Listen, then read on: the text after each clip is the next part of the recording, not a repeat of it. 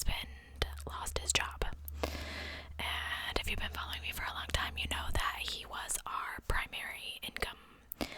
I've recently started a job, so at least we do have some income, but I panic very easy. So anyway, we are going to talk about Bryce Laspisa tonight. I'm probably murdering that, but he has a weird case. It's a weird case, and I'm really curious to know what you guys think, because I love your opinions in the comments below. I don't know if you're aware that if you like a video, that's great, and I appreciate and I count those, but it doesn't show me who likes the video.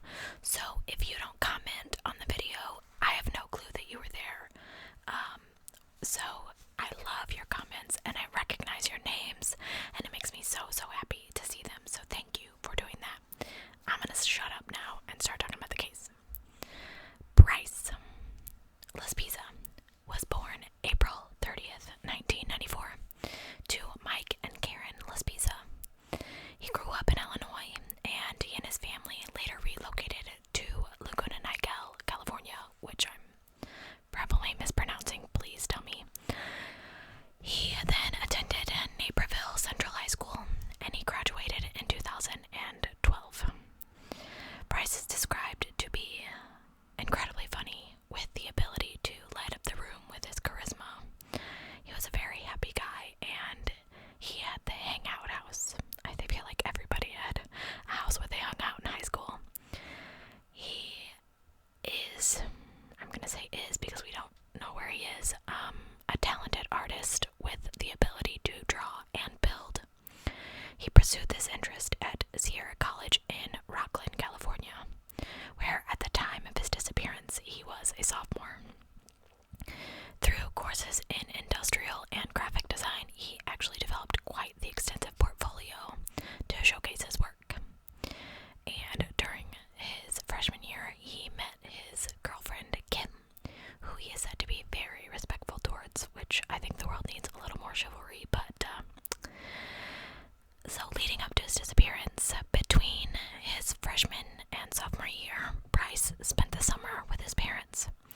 He appeared very excited to start his sophomore year at Sierra College, and was back at school about 2 weeks before things started to get a little weird. On August 28th, 2013, so this is a new case, fairly new, I think 6 years is pretty new, Bryce's friends started to notice some changes in his behavior. In fact, they were so extensive that his roommate was really concerned and actually called Bryce's mom to talk with her about what was happening. He told her that Bryce was acting really weird and had unexpectedly broken up with Kim over text. He also said that Bryce had really indicated something was troubling him, but no one had been able to figure out exactly what it was. According to the roommate, the behavior shifted after Bryce and a friend stayed up all night playing video games and took an ADHD drug in order to stay awake.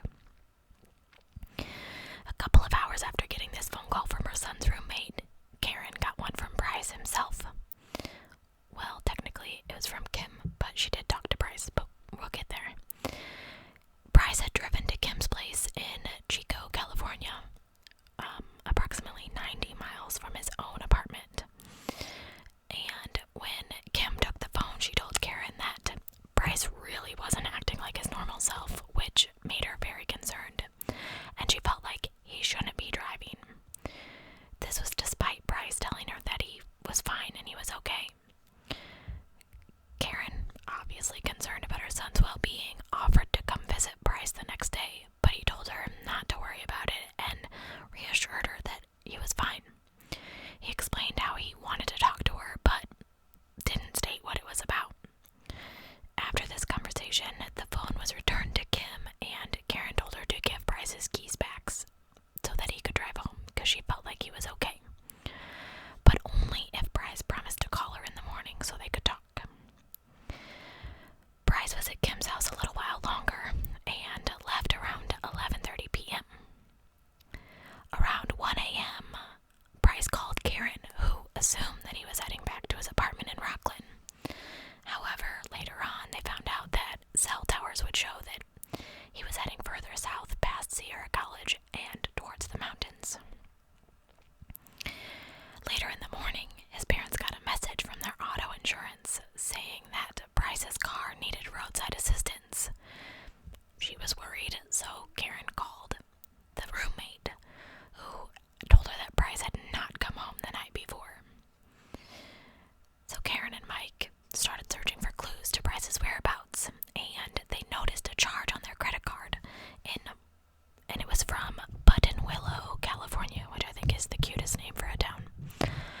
was an area that was really just a truck stop off of Interstate 5. It was a few hours from Laguna Niguel, so they figured that Bryce was on his way home. Around 9 a.m., Mike traced the charge on the credit card to Castro Tire and Truck, a repair shop near the freeway. They called there, and the man who answered said that he had been called because Bryce had run out of gas. He had delivered him 3 gallons of gas, and when he heard the concern in Bryce's parents' voice, he offered to go back and see if Bryce was still there, which I think is so awesome of this man, and he goes above and beyond. He went there, found Bryce, called Karen back, and put him on the phone. Bryce told his mom nothing was wrong, and she told him to get some gas and get moving home. Around this point in time, his parents expected him to arrive home around 3 p.m. When 3:30 came around and Bryce still had not arrived in Laguna Niguel, Karen tried to call him again, but she got no response. She kept trying to call him for the next several hours, and then she and Mike decided to file a missing persons report around 6 p.m. with the Orange County Sheriff's Department. When they got the report, the police department pinged Bryce's cell phone and discovered that he was still in Buttonwillow. And what's more, he had only traveled 8 miles from where he'd been serviced for the gas. So they went out and they found him near the interstate. They performed a sobriety test and searched his car, but found no evidence of alcohol or drugs, and they felt like he was acting normal. They stated he was nice and talkative and completely alert. When they asked him what he was doing, he said that he was blowing off some steam. So they kind of brushed off his delay in returning home as him trying to regain focus before he faced his parents. When Bryce was told he needed to call his mother, he was pretty reluctant, and actually the deputy had to dial the number and put him on the phone with her.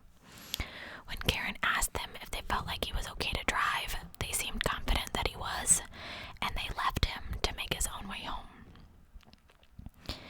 A few hours later, Bryce still didn't come home, and Karen called the man at the repair shop, who once again offered to check on Bryce, which this is so nice, what a kind man.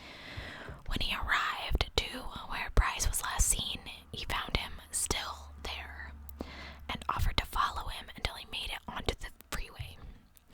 Approximately 30 minutes later, Bryce was back on the road driving toward Laguna Niguel.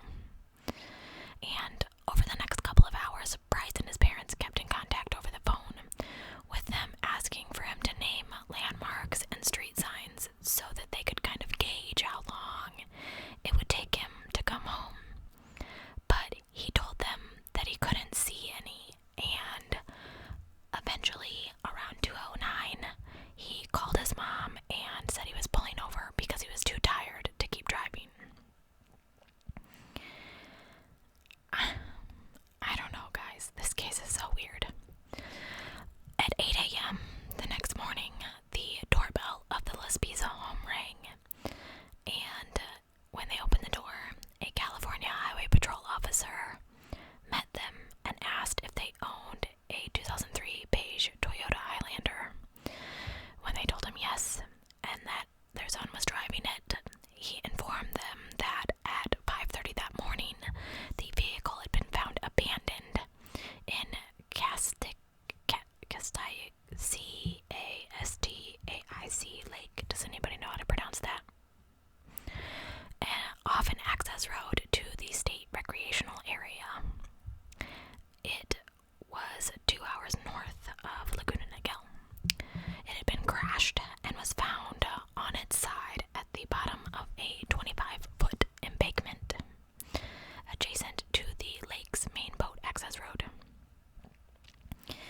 According to the patrol officer, the back window had been broken out from the inside, and given that Bryce was not with the wreckage, it appeared most likely that he had been inside the car at the time of the crash and broke his way out. His laptop and phone were found in the car, but his duffel bag and wallet were outside the car,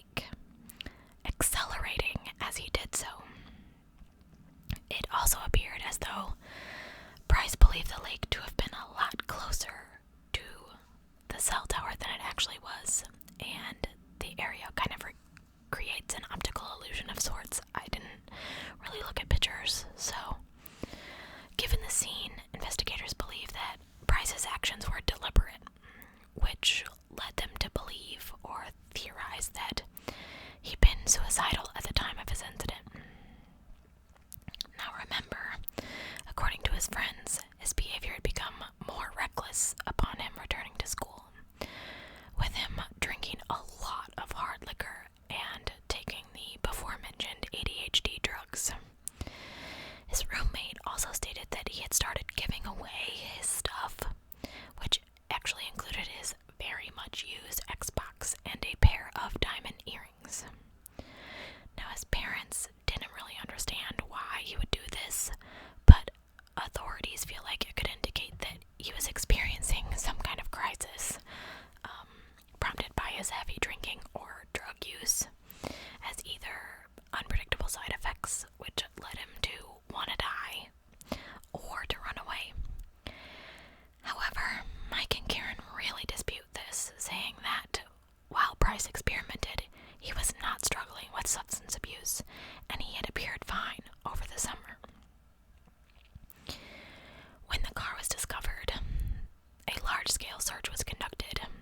This consisted of hundreds of deputies and volunteers, as well as search and rescue crews, cadaver dogs, and divers. There were people on foot, people on ATVs, helicopters. They searched the hills, the lake, and the shoreline. In fact, the weekend-long search brought up no evidence.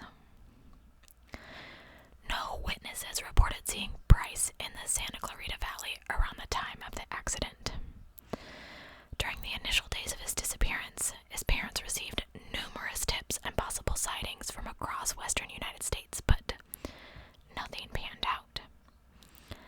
To help spread awareness, Mike made up missing persons flyers, and Karen got a hold of the media. But despite their efforts, no viable leads surfaced. When they were asked about Bryce's mindset before his disappearance, they said that he sounded lucid when they spoke with him, and they shared that they felt like he would not have walked away from the accident willingly, as he was not known to hitchhike or really enjoy outdoor activities.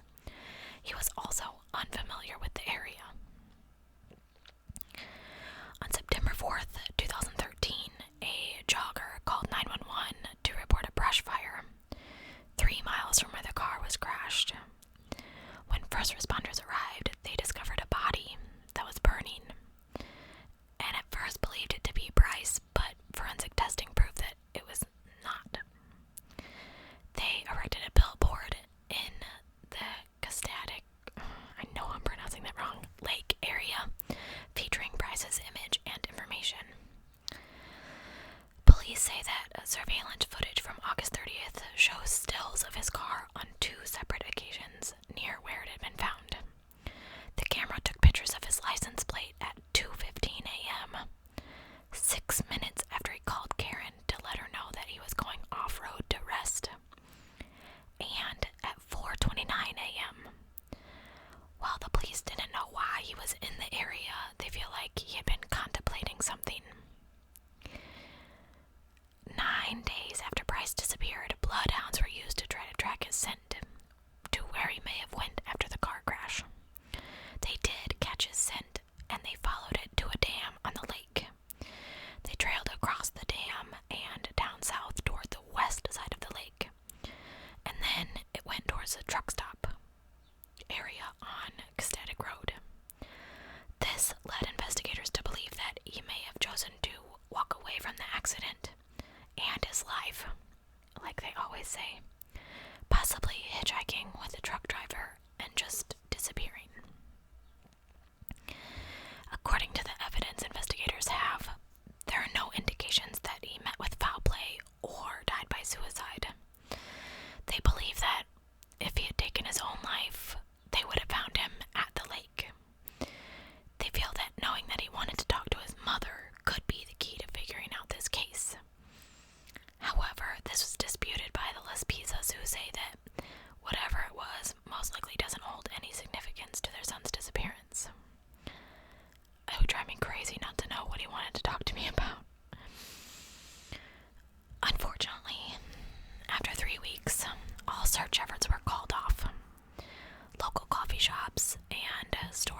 credited in aiding those searching as they allowed volunteers to meet in and use their facilities to coordinate search parties. Months passed with no new leads, and so the family decided to hire a private investigator, Denise Savastano, who specialized in missing person cases. Denise offered her services pro bono, and she really believed that Price had wanted to go home to Laguna Niguel, based on the coordinates that were plugged into his GPS. This led her to speculate that he could have suffered a head injury as a result of the crash that left him disoriented. She also theorized that he could have suffered a psychotic break as the result of his drug use, which resulted in his erratic behavior. In August of 2015, Denise and the Lespisa family hired a sonar specialist to search the lake, using sound waves to generate images of the lake bottom. They believe that if he'd been suicidal, he would have entered the deep water at the cove. However, 2 12-hour days brought up no new evidence. The Lespisa family is currently offering a $5,000 reward for information leading up to the return of Price. Price's license, social security number, fingerprints, and passport have been uploaded to a nationwide missing persons system, which also includes his dental records.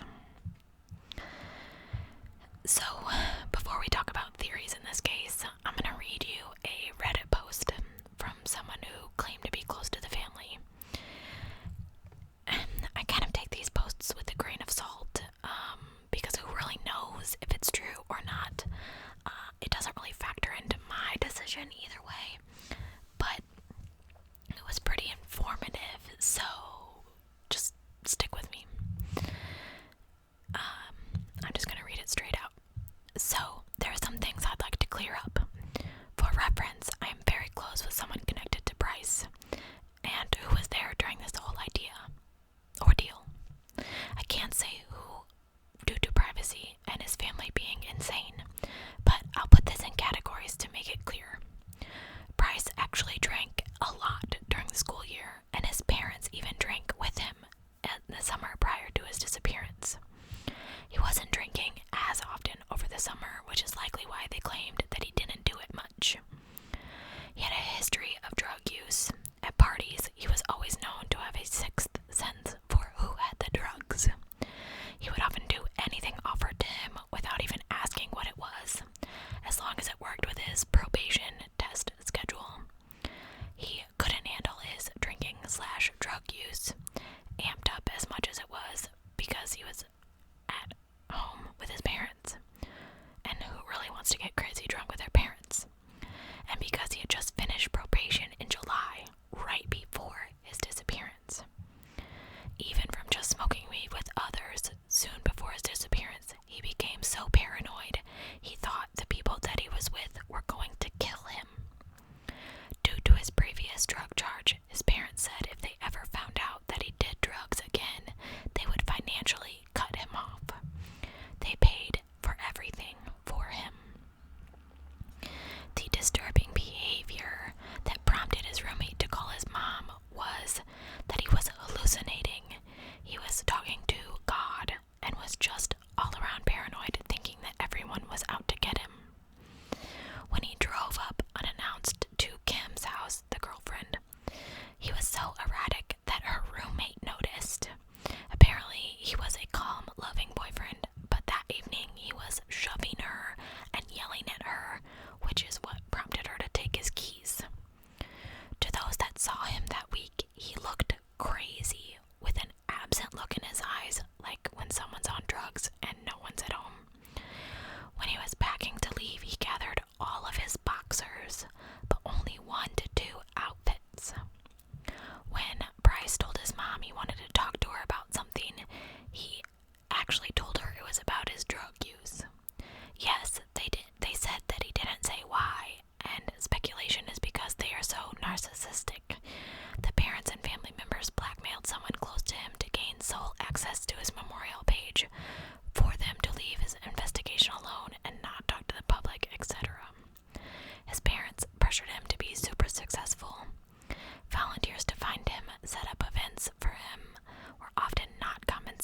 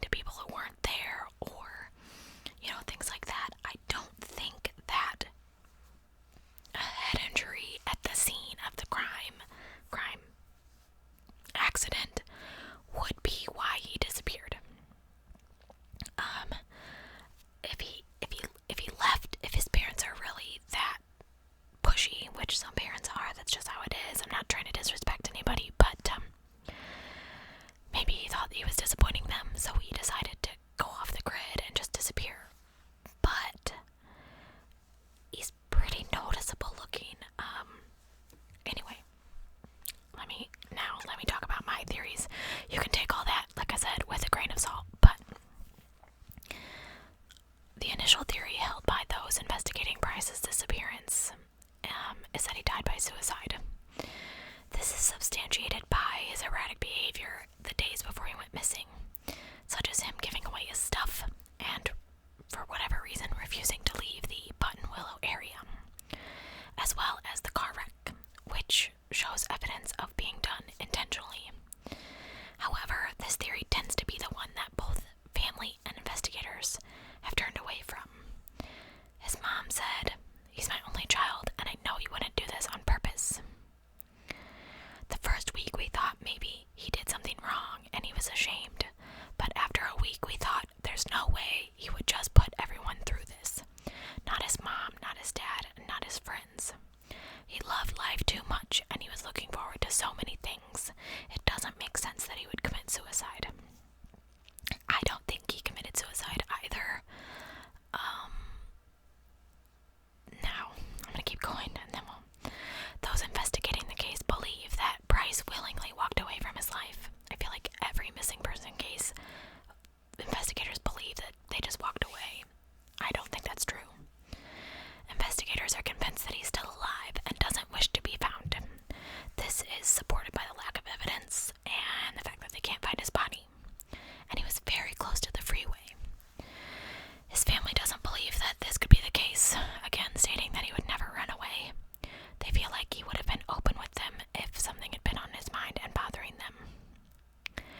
Mike and Karen and the private investigator Denise believe that he's alive and possibly suffering from a head injury. According to them, it could have caused amnesia, which resulted in him not knowing who he is, which could explain why he hasn't reached out to them. As far as I've read, although the drive between Rockland, California and Laguna Niguel, where his parents lived, where he was headed, was only 6 hours, it took him a couple of days to make the journey, and even then was still 2 hours short. Apparently, he left school Wednesday at 11:30. Why did he leave so late? And why leave school in the middle of the week? He apparently just broken up with his girlfriend and was super upset. So 9 a.m. on a Thursday, he ran out of gas in Buttonwillow, which is a 4-hour drive from Rockland. Why did it take him 8.5 hours to drive what should have only taken him 4? Thursday, 9 p.m., the California Highway Patrol stopped his car in Buttonwillow. And at 11 p.m. that same night, he stopped and bought a drink at a gas station. He spoke to his mom twice by phone after that, the last time being at 2 a.m. He told her that he was going to pull over and sleep, and the GPS stated it would take him 3 hours and 25 minutes to get home. However, a quick Google Map search states that from Buttonwillow to Laguna Niguel would take 3 hours, and the trip from Castaic Lake to Laguna Niguel would take approximately 2 hours. Maybe the GPS was accounting for traffic, but what kind of traffic is there at 2 a.m.? Unless they were doing road construction. So was he telling the truth? Or was he lying? Surveillance footage near the lake showed him